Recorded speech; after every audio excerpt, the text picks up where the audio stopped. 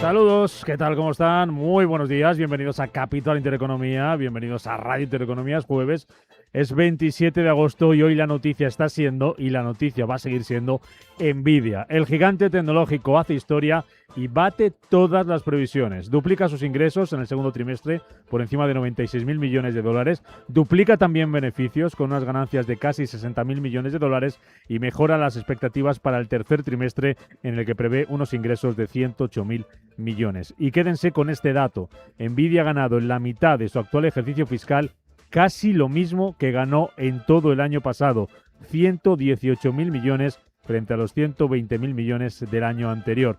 El mercado lo premia, raro, y Nvidia está subiendo en las negociaciones fuera de hora, más de un 5%, a pesar de que la acción empezó cayendo anoche en After Hours por las dudas sobre su margen de beneficio para el próximo trimestre, que se va a quedar en el 74%, apenas unas décimas por debajo de lo estimado. Este es su consejero delegado, Jensen Huang, hablando de otra de las dudas que tenía el mercado, que algunas compañías como OpenAI o Anthropic fabriquen sus propios chips para no depender de Nvidia. Tengo total confianza en que nuestra tecnología seguirá siendo extraordinaria para ellos y en que la economía que supone utilizar nuestra tecnología, desde el procesamiento de datos hasta el entrenamiento, el postentrenamiento y el proceso agéntico, seguirá siendo extraordinaria para ellos. La van a utilizar y por eso estoy muy convencido de que seguirán siendo clientes y socios nuestros durante muchísimo tiempo. Hablaba también Jensen Huang de la demanda, dice que está siendo extraordinaria, hablaba de la inteligencia artificial. Os escuchamos más algunas de las palabras que decía el consejero delegado de la tecnológica de Nvidia, que ojo, es noticia también porque podría estar en negociaciones para comprar la plataforma de inteligencia artificial Hugging Face por más de 13.000 millones de dólares. El gigante de los chips, la empresa más valiosa del mundo, que va a compartir hoy protagonismo con los bancos centrales, porque estamos ya en la cuenta atrás para que arranque el simposio anual de política económica anual de la Reserva Federal en Jackson Hole, el primero de Kevin Warsh como presidente de la Fed, y que este año llega en un momento marcado por la tensión en el mercado de bonos y por la incertidumbre en torno a la guerra contra Irán. También con una inflación que sigue siendo pegajosa y que se mantiene en el 3,7%, según el indicador PCE que conocíamos ayer, una décima más de lo previsto, lo que sigue dando argumentos a la Fed para que mantenga una postura restrictiva en política monetaria, aunque, ojo, las posibilidades de una subida de tipos en septiembre siguen siendo bajas, siguen por debajo del 40%. Así llegamos a esta reunión de banqueros centrales de la que no se esperan grandes novedades ni tampoco grandes sorpresas por parte del presidente de la FED, Eva Villanueva. Buenos días. Muy buenos días, Rubén. Pues sí, como dices, precisamente es el punto de atención en la jornada de hoy, ese simposio de política económica del Banco de la Reserva Federal de Kansas City, que se convoca en la última semana de agosto desde 1982 y que este año se celebra desde hoy 27 hasta el día 29, bajo el lema Innovación financiera, implicaciones para los pagos y la política. La agenda aún no se conoce y no verá la luz hasta las 2 de la madrugada del viernes en Madrid. Lo que sí se sabe es que la jefe de la Fed, Kevin Warsh, intervendrá por primera vez este viernes a sus 10 de la mañana, las 4 de la tarde, en horario peninsular. Será el plato fuerte de esta cita, que puede ser clave para un dólar que ha cedido hasta niveles de mayo si Warsh decepciona en medio de las preocupaciones del mercado de deuda. Lo que sí sabemos es que una de las grandes ausentes va a ser Christine Lagarde, la presidenta del Banco Central Europeo. No va a asistir. Sí lo hará el vicepresidente Boris Budzik y el economista jefe de la institución, Philip Lane. Este viernes también una de las halcones del Banco Europeo, la alemana Isabel Schnabel, va a participar en una mesa redonda. Se espera que el actual gobernador del Banco de Canadá, Tim Macklem, o el británico Andrew Bailey participen, y entre las faltas, la del gobernador del Banco de Japón, Kazuo Ueda, por problemas de agenda, que le va a sustituir el miembro del Consejo de Administración, Naoki Tamura. Bueno, pues hablando de bancos centrales, hoy el Banco Central Europeo publica las actas de su última reunión de política monetaria. Lo hace en un escenario en el que cobra cada vez más fuerza la posibilidad de una subida de tipos en Europa a la vuelta del verano. Lo decía ayer precisamente Isabel Schnabel. Y mientras tanto, el precio del petróleo sigue esperando novedades sobre la situación en Oriente Medio. Ayer el crudo volvía a subir después de que Donald Trump dijera que no tiene ninguna prisa en retomar las conversaciones de paz con Irán y que espera obtener una gran victoria muy pronto.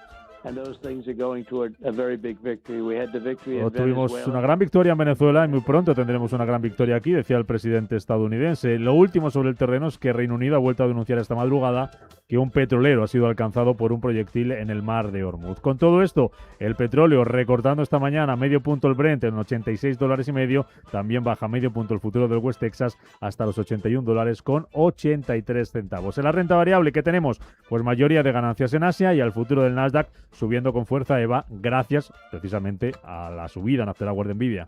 Pues sí, efectivamente, ese impulso que supone el gigante y favorito de Wall Street para la IA y que impulsa a todo ese sector de los chips en Asia, siendo ese punto de atención y teniendo al Kospi surcoreano como el protagonista a esta hora de la sesión, con subidas del 1,40%. Lo tenemos en 6.903 puntos en una jornada en la que, por cierto, el banco surcoreano, tal y como se esperaba, ha subido tipos de interés en un cuartillo de punto hasta el 3% por las tensiones inflacionarias.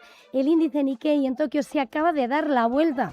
La cadena de suministro de los chips no va tan bien. La sesión cae tímidamente hasta los 66.228 puntos y el Hang Seng de Hong Kong, que cede, es el 0,50% hasta los 25.522 puntos. Hoy que hemos visto que el crecimiento de los beneficios industriales de China se ralentiza hasta su nivel más bajo en un año. Con todo, la China continental sube hasta ahora un 0,50%. El motor de la tecnología esta madrugada llega con la resaca de lo que producía anoche al cierre los resultados de Nvidia. En los futuros del Nasdaq 100 se están posicionando, como decías, en los líderes. 0,70% es lo que se apuntan de alzas a esta hora y que ven cómo llega esa actitud positiva después de la tensión que giraba en la antesala de las cuentas de Nvidia al cierre de la sesión de ayer y que, sin embargo, hacía que el índice del Nasdaq consiguiera salvar por la mínima ese cierre de la sesión. El S&P 500 bastante plano, va a partir hoy desde los 7.675 puntos y todo mientras vemos como en página de futuros Europa, los del DAX están avanzando tímidamente un 0,08%, todo en una jornada en la que el IBEX 35 va a partir desde los 20.067 puntos, conseguía mantener al final ese nivel de los 20.000 puntos en esa jornada del miércoles. En las divisas, hoy por supuesto el dólar 99,14, ese índice que le enfrenta frente a las principales divisas, muy pendiente de Jackson Hole, del discurso de Kevin Walsh y viendo cómo hoy el yen se está apenas moviéndose en torno a esos 159,29 unidades en un escenario donde hoy también se han escuchado palabras en Japón, donde hemos visto cómo podrían subir tipos de interés en la próxima reunión. Y en lo que es el mercado de deuda, hemos visto aumento de la rentabilidad del Treasury a 2 años en el 4,22%. Bueno, y por el lado empresarial, si hoy vamos a mirar a Nvidia, ayer el mercado miró a otra tecnológica, a Meta, subió un 1% en bolsa tras alcanzar un acuerdo para cerrar el caso por los perjuicios causados por las redes sociales a los menores. La compañía de Mark Zuckerberg ha pactado con 29 estados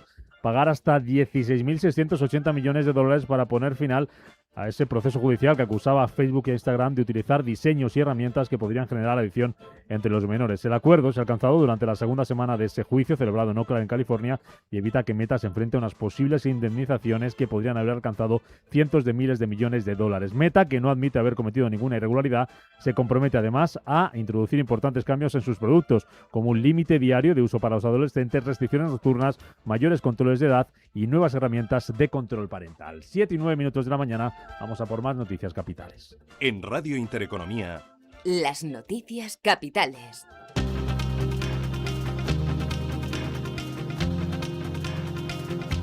Empezamos con empresas, porque Apple va a presentar el nuevo iPhone 18 Pro y su primer modelo plegable el próximo 9 de septiembre. Apunten la fecha. Ana Llorente, buenos días. Buenos días. La compañía estrena nueva etapa comercial en este evento, el primero con John Ternus como CEO tras el relevo de Tim Cook. Bajo el lema Sorpresa y Brillo, la firma mostrará sus dispositivos de más alto valor, destacando el modelo flexible ultrafino. Como novedad estratégica, la empresa ha dividido sus lanzamientos y retrasa la salida del iPhone 18 básico a la primera mitad de 2027. Aquí en España, Airbus y el sindicato se vuelven a reunir este jueves, nueva ronda de mediación para intentar frenar la huelga indefinida en España. La dirección del gigante aeronáutico y los representantes del personal se reúnen este jueves en el SIMA en busca de un acuerdo económico. La empresa busca frenar los paros convocados por CGT, UGT y UTIL. Además, Airbus ha advertido de que baraja trasladar parte de la carga de trabajo a otros países europeos si no se alcanza una solución rápida. La compañía justifica esta medida para garantizar las entregas de aviones militares o recambios a países como Alemania o Polonia, recalcando que no pueden arriesgar la entrega de material estratégico en pleno escenario de amenaza por la guerra de Ucrania. Y sigue el pulso entre Ryanair y el ministro de Transportes. El consejero delegado de la aerolínea llama fracasado a Óscar Puente en pleno cruce de reproches por las entregas de Boeing y las tasas regionales. La aerolínea ha acusado al ministro de usar noticias obsoletas de 2024 y 2025 y aclara que su último Boeing se entregó en febrero de 2026. O'Leary ha negado la escasez de aviones, defiende una flota de 648 naves este verano y prevé alcanzar los 216 millones de pasajeros. Escuchamos al CEO de Ryanair. España puede crecer, pero solo cuando tenga un ministro de Transportes que sepa sumar o restar y que reconozca que España no es competitiva. La única manera de solucionar esto es enviar al ministro esta semana un libro de matemáticas básicas para principiantes, porque el ministro Puente es un inepto. Está presidiendo un descenso del tráfico aéreo en España, mientras que el tráfico en el resto de Europa, gracias a los nuevos aviones de Ryanair y a nuestras rutas, está creciendo. España puede crecer, pero solo cuando Óscar Puente aprenda a sumar, a restar y tal vez a leer y hacer matemáticas correctamente. Más asuntos. Pedro Sánchez va a comparecer el próximo 3 de septiembre en el pleno extraordinario del Congreso para dar explicaciones sobre la crisis de Ceuta. Aunque el presidente proponía acudir el día 9, la Junta de Portavoces ha adelantado la fecha tras las críticas de sus socios como PNV, Junts o Podemos, que han tildado de lamentable la tardanza en rendir cuentas. Antes de la intervención de Sánchez, este jueves comparecerán los ministros Félix Bolaños, Ángel Víctor Torres y Mónica García. Además, Sánchez presidirá este viernes de forma telemática una reunión extraordinaria del Comité de Situación para abordar la migración en la ciudad autónoma. Al mismo tiempo, continúa la polémica sobre la información que compartió o no el CNI. En este caso, el ministro Ángel Víctor Torres se sumaba a Marlaska. Lo escuchamos. Una pregunta que se le hizo in situ, él respondió con claridad que de tener nosotros avisos de que iban a entrar decenas de miles de personas, las actuaciones hubieran sido otras. Por tanto, eso no se produjo y sí que había un aumento que también él especificó de unas 1.000 personas en unos 7 días, pero no lo que se produjo al final, que no era previsible ni tampoco fue avisado, ¿no? Con este movimiento, el mando único alinea la versión oficial del Ejecutivo frente a Margarita Robles, quien aseguró en el Congreso que el CNI sí que había trasladado dicha información a las fuerzas de seguridad. Nos vamos hasta Francia, donde Roland Garros va a coger hoy el primer debate de las presidenciales francesas del año que viene. 6 aspirantes abren la carrera hacia el Elíseo en la pista Philippe Chantier durante la Universidad de Verano de la patronal MEDEF. El foro empresarial sirve como primer gran cara a cara electoral para medir sus propuestas ante miles de directivos e intentar posicionarse como el mejor reemplazo de Emmanuel Macron. Vladimir Putin sopesa escalar el conflicto en Ucrania tras dar por infructuosa la vía diplomática. Tras la visita relámpago a Moscú del director de la CIA, John Crackfield, el Kremlin ha planteado intensificar los ataques con misiles balísticos sobre Kiev e infraestructuras claves, además de romper los pactos alcanzados con Donald Trump en Alaska. Según Bloomberg, Moscú ha concluido que sus concesiones solo han debilitado su posición sin darle frutos, entre rumores de un ultimátum de Estados Unidos ante una posible movilización rusa y una incursión limitada para poner a prueba la OTAN. Y terminamos en Nepal, donde se han desplegado medios aéreos, siguen las labores de búsqueda de cientos de desaparecidos tras la trágica riada en el río Botekoshi.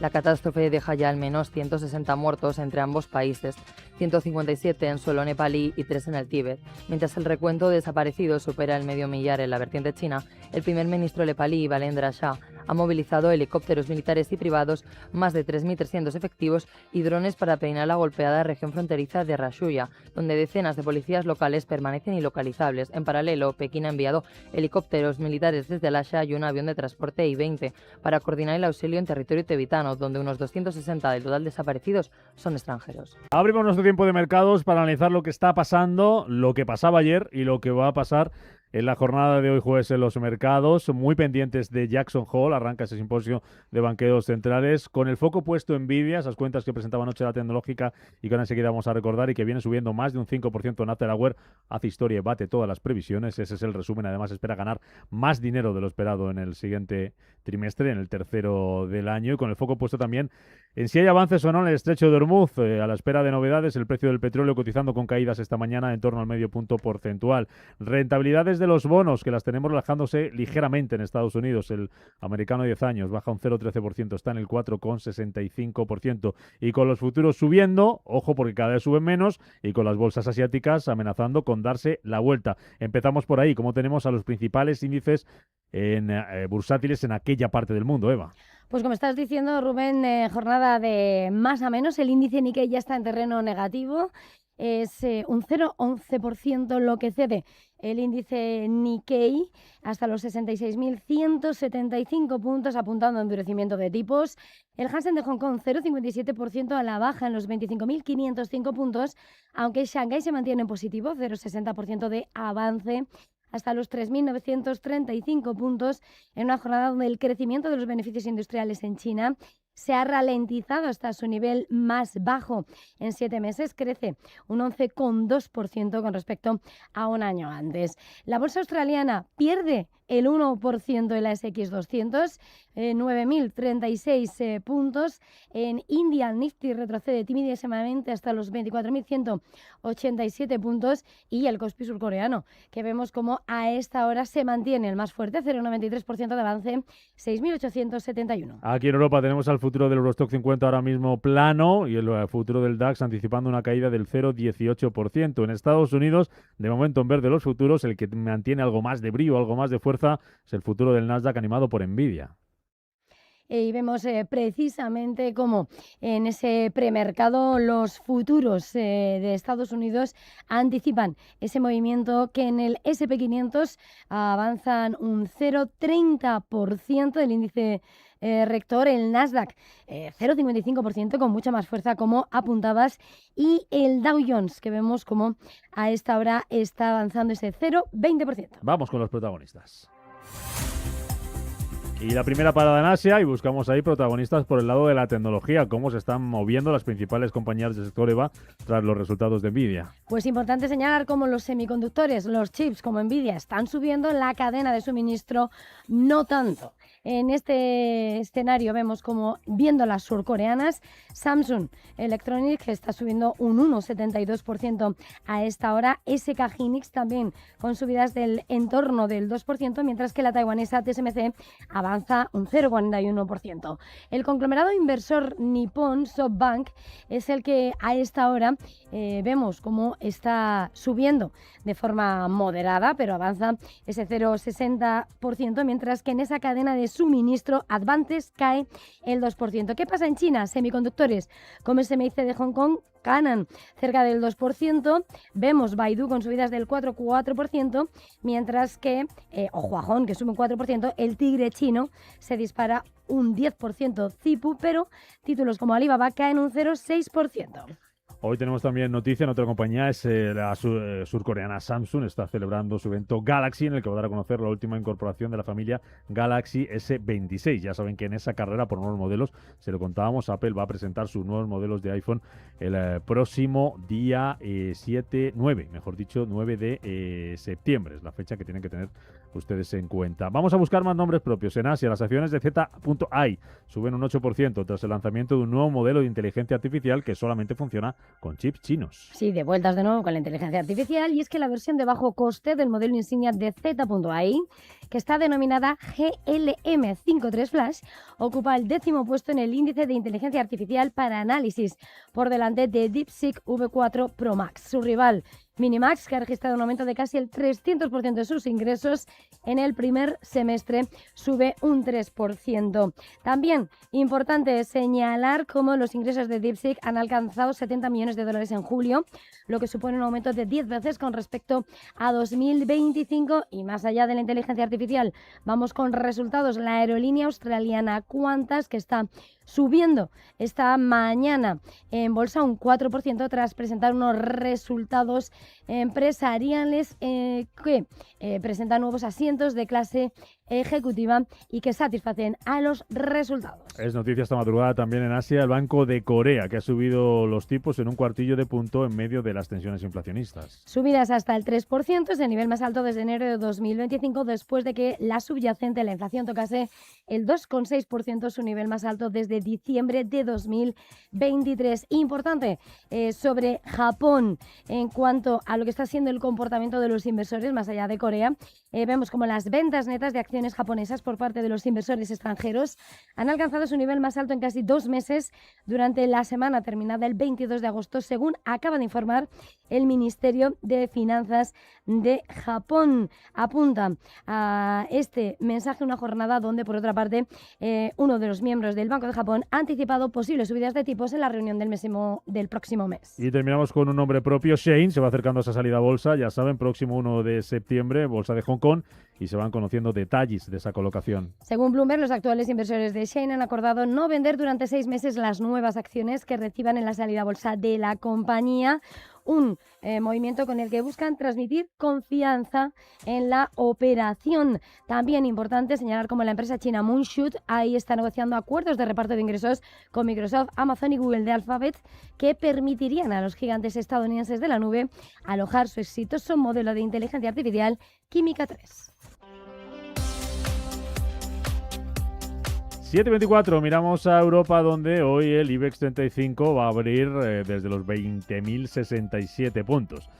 Es el nivel en el que cerraba ayer la bolsa española tras terminar prácticamente plana, con una subida del 0,05%. Mantenía ese nivel de los 20.000 gracias, entre otros, a las acereras y a los bancos. ArcelorMittal lideraba las ganancias junto a Acerinox. Acerinox que subía más de un 3%. ArcelorMittal terminaba con una subida del 2,9%.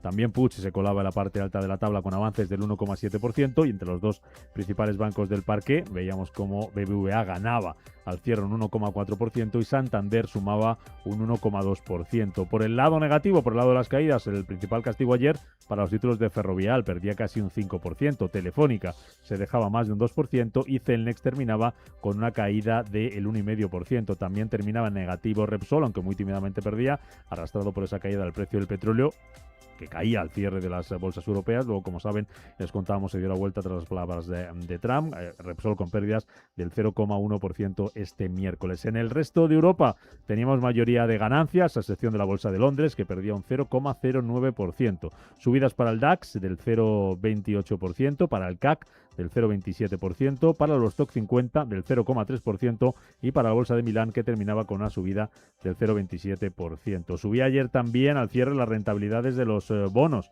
El español a 10 años subía un 0,4% ese rendimiento, se acerca de nuevo al nivel del 3,7%, hoy abre desde el 3,69%, y el Bund alemán va a partir desde el 3,22%, después de que ayer se incrementara esa rentabilidad un 0,7%. En el mercado de divisas prácticamente plano, tenemos ahora mismo el eurodólar en 1,1656 unidades, y para el día de hoy en Europa vamos a mirar a dos referencias: la confianza del consumidor GfK, que se publica en Alemania, tendremos precios de producción en Francia, se van a cotizar los resultados de Pernod Ricard, y aquí en España vamos a mirar a Logista, que paga dividendo de 0,58 euros brutos por acción. Vamos a mirar también al sector de los semiconductores y de la tecnología tras esas cuentas de Nvidia, y a Stellantis, porque el fabricante de automóviles, dice su director ejecutivo Antonio Filosa, ha visto mejorar todos sus indicadores clave durante la primera mitad del año y dice que el grupo está en camino de una recuperación gradual y sostenible. Y terminamos este repaso por los mercados en Estados Unidos. Wall Street terminaba ayer la sesión con caídas tras ese dato de PCE deflactor, mientras que en el After Hour, protagonismo, como venimos contando, las cuentas de Nvidia y esas previsiones que desataban el optimismo de los inversores. Eva. Pues sí, es más Nvidia. Más de un 5% llegaban a subir en After Hours los títulos de la de Jensen Huang tras anunciar que sus ventas crecerán alrededor de un 70% en el ejercicio fiscal 2028, batir previsiones con esos ingresos del segundo trimestre que han doblado en la lectura anual a $100.000 millones y apuntando a que en medio de esa demanda incesante de la computación para la inteligencia artificial, la previsión de ingresos para el tercer trimestre es de $108.000 millones, con una variación superior al 2% frente a la estimación anterior. Eso sí, advertía su consejero delegado, Jensen Huang, que la escasez de componentes de memoria va a seguir limitando la rapidez con la que puede expandirse. Con todo el optimismo para el próximo año, era claro. Vamos a escuchar algo de lo que decía. Decía Heng Wang que es cierto que nunca han hecho previsiones ni proyecciones a un año vista y aunque su demanda supera el 70%, decía que su oferta les permite cumplir con ese porcentaje con confianza. Señala que están invirtiendo muchos recursos, pero que quieren asegurarse de que todos tengan la misma información y advertía que el próximo año será un año importante y extraordinario. Causa-efecto, Nvidia se disparaba en After Hours y así veíamos como Marvell Technologies subía un 4% en ese escenario fuera de horas, también Broadcom 1%, e importante como Amazon cedía en el mercado abierto y se recuperaba un 0,16% tras anunciar que incorporará 2 millones adicionales de unidades de procesamiento gráfico del fabricante de chips a su parque de centros de datos en los próximos años. También Salesforce presentaba resultados, se disparaba un 11% tras batir previsiones, mejorar márgenes y elevar guías. En cuanto a otros protagonistas, HP. Veíamos, sin embargo, que caía un 8% en After Hours tras rendir cuentas. Los inversores pasaban por alto la revisión al alza de las previsiones de beneficios y se centraban en la menor demanda de ordenadores e impresoras. También la propietaria de zapatillas de Foot Locker, Dick's Sporting, se desplomaba un 30% con sus resultados. Ayer también la noticia en Wall Street, otra tecnológica, Meta subía un 1% tras aceptar pagar una multa de hasta 16.700 millones de dólares en ese juicio por generar adicción en adolescentes a las redes sociales. Hoy toca mirar ya a Jackson Hole, arranca ese simposio de banqueros centrales pendientes del discurso de Wall que llega mañana y además que otras referencias y protagonistas empresariales vamos a tener hoy, Eva, en el mercado americano. Bueno, pues sobre todo la mirada puesta en esas compañías. Marvell Technologies es la compañía clave en la jornada de hoy, también Autodesk, Best Buy y son algunos de los que van a rendir cuentas con permiso de Nvidia hoy. Con Rafael Peña, que es socio fundador de Olea Gestión. ¿Qué tal, Rafael? ¿Cómo estás? Muy buenos días, bienvenido. Buenos días, muy bien, muchas gracias. Encantado de saludarte. Hay muchos focos a los que mirar hoy, hay que hablar de bonos, hay que hablar de tecnología, pero arranca Jackson Hole. Cuéntanos para ese comienzo del simposio de banqueros centrales al que llegamos tras ese dato PCE que conocíamos ayer en Estados Unidos, que no sé si presiona a la Fed, esa inflación que sigue siendo pegajosa, Rafa, a subir los tipos de interés. ¿Cómo lo veis? Bueno, yo creo que es el debate de todo el verano o todo el trimestre, ¿no? Yo creo que las expectativas de subidas de tipos que había tras el repunte del petróleo han marcado un poco este rebote de los bonos a largo, pero los datos en general de julio, tanto de actividad, algo más suaves de lo esperado, y sobre todo de inflación, los han amortiguado. El dato este de ayer es mínimamente superior, yo creo que no cambia el paso. Y quizás después de los minutos que sacó la Fed y que en un principio veíamos algo más hawkish, o sea, con más ganas de subir en general, yo creo que esto se ha enfriado, ¿no? Ahora estamos con un tema muy nuevo en Jackson Hole, bueno, por lo menos desde mi punto de vista, que es el tono de comunicación de Walsh, ¿no? Que es lo que está del presidente de la Fed, que es lo que está marcando un poco ver si va a disgustar al mercado, va a enfriar expectativas de lo bien que lo ha hecho la Fed tanto en la gran crisis financiera como en el post-pandemia, como con la subida de tipos muy agresiva del 2022, ¿no? Y yo creo que un poquito exagerado, ¿no? El hablar tanto del tono de comunicación, aunque es verdad que es un cambio muy importante porque es más allá de un tono, en el fondo lo que se explica es que no quiere generar expectativas. Pero bueno, el mercado de primeras no se lo tomó bien, los primeros comunicados de Wall, a ver qué pasa hoy. Llegamos a Jackson Hole, Rafa, también después de esta tormenta en el mercado de bonos. ¿Tú crees que Wall puede convencer al mercado? Si habla de ello, suponemos que sí. Bueno, y es difícil, ya te digo, porque es algo nuevo, ¿no? Yo creo que hay muchas expectativas de qué va a hacer el mercado frente a eso, ¿no? Y yo creo que lo que sería más lógico y lo que yo creo que el mercado descontaría mejor es que Wall estuviera en un tono neutro y quizás disipara en cierta medida ciertos consensos de analistas sobre el control de inflación. Yo creo que las inflaciones estimadas, sobre todo para más largo, han bajado y que ahora se ha puesto a discutir lo que se denomina la prima por plazo, que refleja más la solvencia que no las expectativas de inflación. Y esa tensión se ha trasladado sobre todo al 10 y especialmente al 30 años, ¿no? Que está en máximos desde 2007, ¿no? y yo creo que cualquier mensaje que ataque esa visión del mercado sobre la prima de solvencia, que sin duda es un problema no solo para Estados Unidos, mira cómo está Francia, ¿no? Los diferenciales.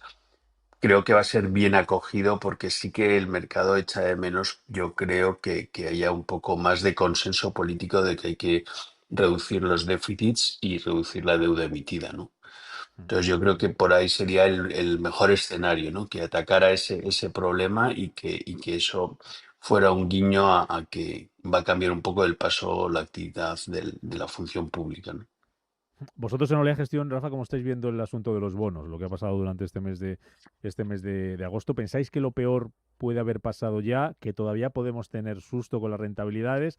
Y si es así, porque el mercado no termina de convencerse, no se cree Awards, no se cree tampoco ese plan del Tesoro, o no es suficiente ese posible plan del Tesoro y las rentabilidades suben, ¿dónde puede estar ese punto de inflexión que sea un problema o un problema mayor incluso si cabe para las bolsas?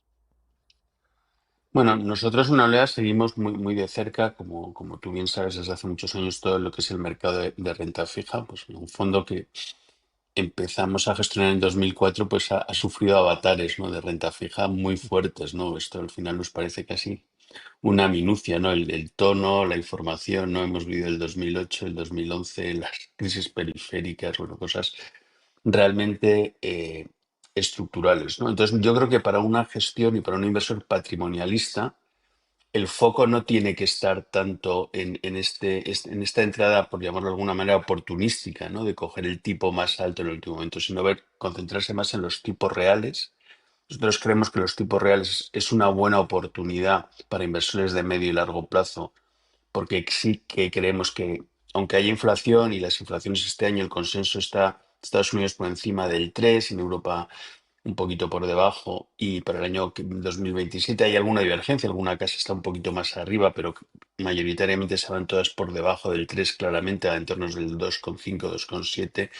Tipos a 10 años en Estados Unidos al 4,75, en el 30 años por encima de eso, creo que son atractivos, ¿no? Entonces yo creo que si no hay una espiral inflacionista y nosotros creemos que aunque hay un shock de oferta y que evidentemente hay que tener cuidado, también creemos que la actividad económica es sólida, eh, no vemos sólida, pero con tendencia a ir hacia abajo, no vemos que haya que enfriar la economía. O sea, no creemos que es una economía recalentada como para que queramos frenar la demanda con subida de tipos. Entonces, si no eres un gestor de un fondo de renta fija de valor relativo o muy oportunístico, creo que es que hay que estar posicionados en lo correcto, saber vivir de que lo que es cobrar un cupón, que yo creo que es muy importante y no solo de las apreciaciones en sí de los bonos, ¿no?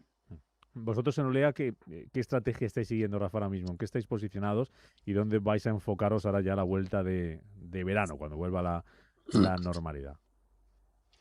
Bueno, nosotros estamos posicionados quizás con algo más de riesgo en la parte de bonos de gobierno que lo que tenemos históricamente. Tenemos sobre todo en la parte algo más larga, tenemos duraciones tanto en euros como en dólar como en esterlina por encima de 3 años, ¿no?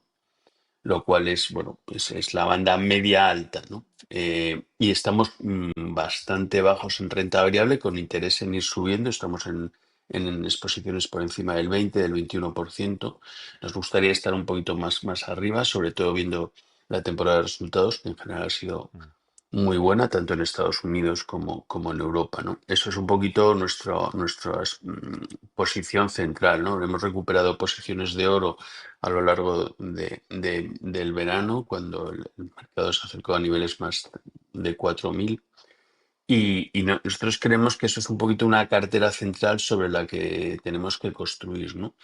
Y buscando subir esa exposición a renta variable, o bien si se produce algún recorte por alguna caída general de los índices, o analizando aquellas compañías que, habiendo publicado buenos resultados o que hayan caído el precio de sus acciones por algún motivo, estén en múltiplos más aceptables, que nos parece para un mandato como el nuestro, que los múltiplos son un poco exigentes. No digo que hay nada grave, que los resultados han sido buenos, pero que hay que saber elegir muy bien en renta variable.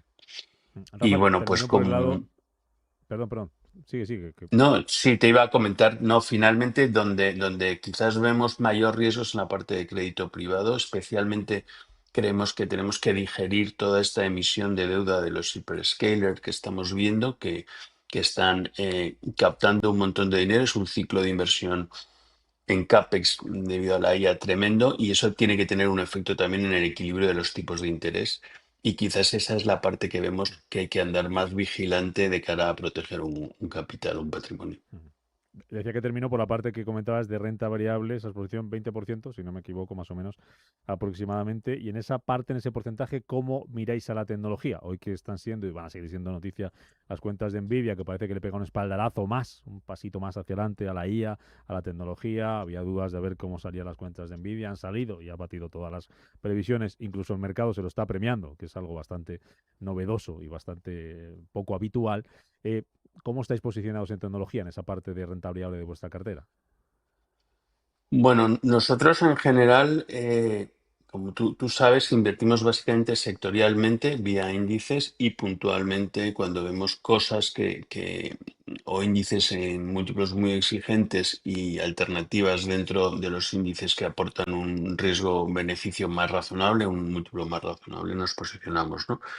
Ahora mismo, tecnologías ha sido nuestra estrategia, o sea, nuestra apuesta base, yo te diría, de los últimos 15 años, pero no concentrada en las partes más de múltiplos más exigentes, ¿no? Entonces, por ejemplo, no tenemos Nvidia, como no tuvimos en 2020 pues, por ejemplo, Amazon o Netflix, ¿no? O Meta, ¿no? O sea, son compañías que a nosotros nos cuesta meter en cartera porque cotizan con múltiplos muy, muy exigentes, ¿no? Hay otra parte de la tecnología, en su momento podía ser Intel, ahora pues seguimos manteniendo Apple en cartera. Tenemos, por ejemplo, Alphabet, que sí que entendemos mejor la parte del negocio que ha complementado muy bien con todo el tema de la nube, datos, o sea, esa parte es cuando nos entendemos bien podemos posicionarnos un poquito mejor. Eso nos lleva a hacer normalmente en subidas algo de lagging, de retraso,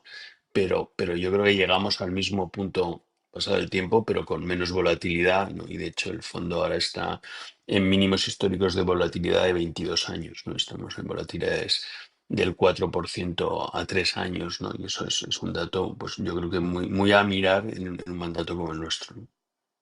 Rafael Peña, socio fundador de Olea Gestión, gracias por madrugar con nosotros, por acompañarnos en este primer análisis de la mañana de hoy jueves. Que vaya bien el día, Rafa, buen negocio. Muchísimas gracias, buenos días a todos. Buenos días. 45 minutos de la mañana, toca mirar a los periódicos para ver qué están contando en su edición de hoy jueves, 27 de agosto.